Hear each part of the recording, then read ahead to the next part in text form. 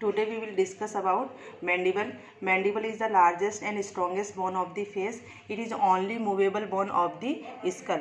So this is the mandible. It consists of two parts: body of the mandible, which is horseshoe shape, and two rami. These are the two rami of the mandible. Now body has two surface: outer surface and inner surface, two borders: inferior border and superior border. Superior border, also known as alveolar process, which bears sockets for the lower teeth, and inferior border of the body, also known as the base of the mandible. Body of the mandible is made up by two half of mandible in the midline, which is known as the symphysis menti. So symphysis menti represent the fusion of two half of the mandible in the midline. Symphysis menti in the lower part enclose a protuberance which is known as the mental protuberance, and mental protuberance laterally limited by the mental tubercle. So these are the mental tubercles. Oblique line which extend from the anterior border of the ramus of the mandible, extend downwards and forwards below the mental foramen up to the mental tubercles.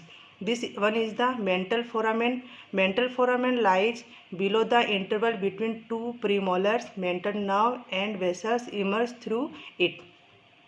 Now internal surface of the mandible. In the midline, just opposite the symphysis menti, here is a two pairs of tubercles which are known as genial tubercles. Upper one is the superior genial tubercle and lower one is the inferior genial tubercle. And here is the mylohyoid line which extend from the from below the third molar and runs downwards up to the inferior genial tubercle. So this is the mylohyoid line. Above the anterior part of the mylohyoid line, here is the shallow depression which is known as the sublingual fossa.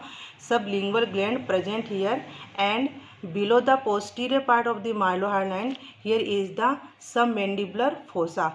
Superficial part of the submandibular gland lies here. Now superior border of the body of the mandible. Superior border of the also known as the alveolar process, and inferior border also known as the base of the mandible. In the inferior border, on either side of the midline, here is the two fossa, digastric fossa. Anterior belly of the digastric muscle arise from this fossa. Now ramus of the mandible. Ramus of the mandible is vertically arranged. It has two surface: lateral surface and medial surface. This one is the medial surface and this one is the lateral surface. Four borders: anterior border, superior border which is in the form of a notch, and posterior border. Posterior border is thick, it is related to the parotid gland, and inferior border. This one is the inferior border. Inferior border of the ramus continuous with the inferior border of the body of mandible. And ramus has two process: condylar process and coronoid process.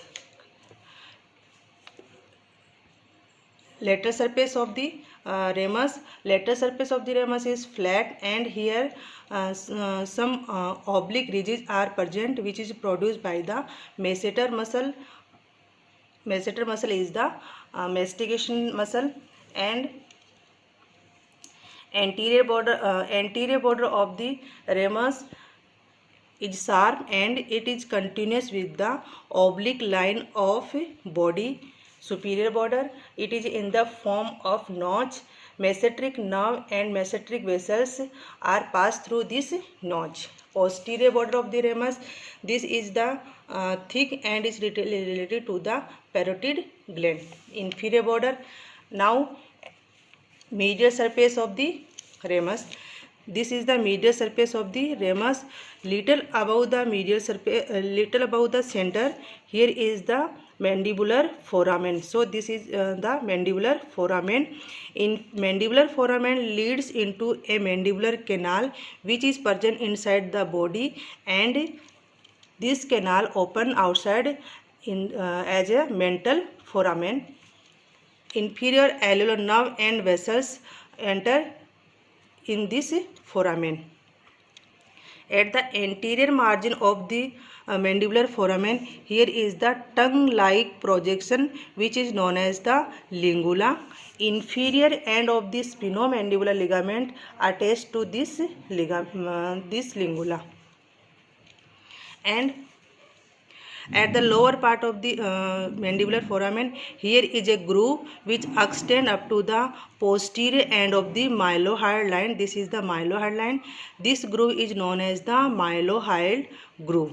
And posterior-inferior part of the mandibular foramen, here is the rough area and oblique ridges which are produced by the insertion of the medial pterygoid muscles. Now, condylar process. This is the condylar process. Upper end of the condylar process is expanded and it form a joint with mandibular fossa of the temporal bone and form temporomandibular joint. Just below the head of here is the constricted part which is known as the neck of the mandible, and on the anterior aspect of the neck, here is the fossa which is known as the pterygoid fovea or pterygoid fossa. Here is the pterygoid fovea.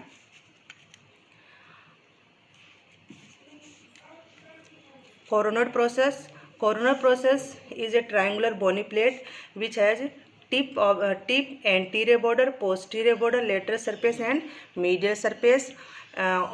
Tip and anterior border and medial surface, here is the insertion of the temporalis muscle. Basically, coronoid process is formed by the pulling of the temporalis muscle. Temporalis muscle is also masticatory muscle. Now, attachment of muscles. First of all, body. This is the oblique line. Posterior part of the oblique line give origin buccinator muscle. This is buccinator muscle. And anterior part of the oblique line give two muscle of the face, depressor anguli oris and depressor labii inferioris. And inferior border, here is the insertion of the platysma muscle. And inner surface, mylohyoid line give origin mylohyoid muscles, and this is the sublingual position of the sublingual gland, and this is the position of the submandibular gland. Posterior most part of the mylohyoid line give origin superior constrictor muscle. So this is the superior constrictor muscles. Now ligaments relate.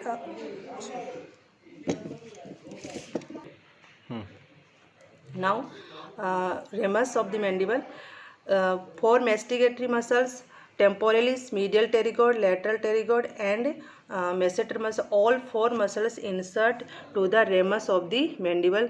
So, this is the masseter muscle. Insertion of the masseter muscles.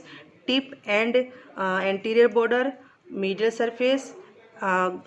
Here is the insertion of the temporalis muscle, and in the fovea, pterygoid fovea, here is the insertion of the lateral pterygoid muscle. Inner surface, here is the insertion of the medial pterygoid muscles. Now angle of the mandible. This is the angle of the mandible which is formed by the in posterior border of the ramus and inferior border of the ramus. So angle of the mandible is the meeting point of posterior border of the ramus and inferior border of the ramus. It is 110 degree in adult and 140 degree in old age and newborn. Now related to the mandible, mental nerve and mental vessels emerge through this foramen, mental foramen, and masseteric nerve and masseteric vessels related to here. Mandibular foramen. In inferior alveolar nerve and vessels enter through these foramens, run into the mandibular canal and emerge through the mental foramen as a mental nerve and vessels. In the mylohyoid groove, mylohyoid nerve and vessels runs in this groove. Here, medial side of the third molar and above the posterior part of the mylohyoid line, here is the location of lingual nerve, which is covered by the mucous membrane. So these are the important nerve which are related to the mandible. And now ligaments related mandible. At the angle, here is the attachment of the stylomandibular ligament between styloid process and mandible. At the lingula, here is the attachment in inferior end of the lower end of the spinomandibular ligament, and the posterior to third molar, here is the green line. So the pterygomandibular raphe and lateral aspect of the neck of the mandible, here is the attachment of the lateral temporomandibular ligament of the TMJ. So this is about all about mandible. Thank you.